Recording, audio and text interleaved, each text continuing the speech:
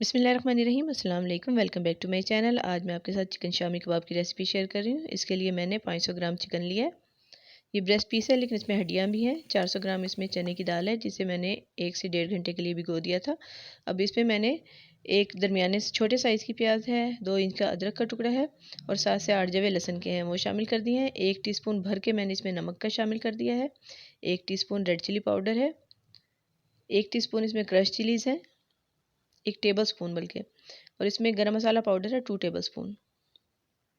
पानी हम इसमें हस्ब ज़रूरत शामिल करेंगे और इसको मीडियम टू लो फ्लेम पर हम थोड़ा सा कवर करके पकने के लिए रख देंगे।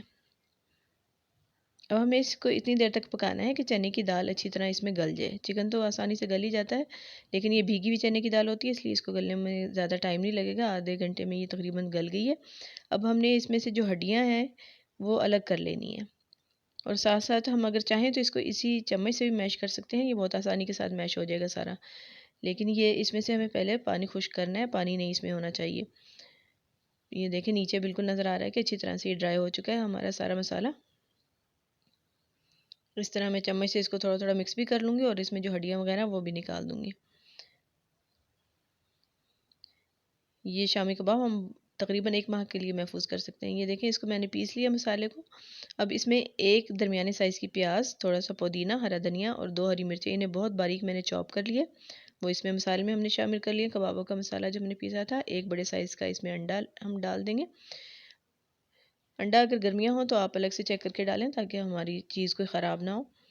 अब इसको अच्छे से हम मिक्स कर लेंगे।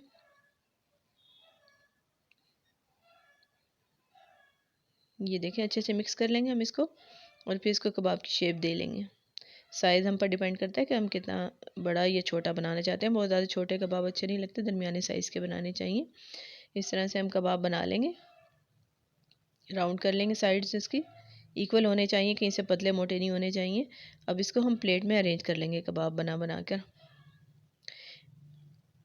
इसको मतलब कम जगह घेरेंगे। ये फ्रीज़र में अगर जगह कम हो तो हम इस तरह से इसको स्टोर कर सकते हैं कि इसके ऊपर मैंने एक शॉपिंग बैग का एक स्क्वायर पीस काट लिया, वो रखा है। एक लेयर के ऊपर फिर दोबारा से लेयर कबाब की लगा दी है।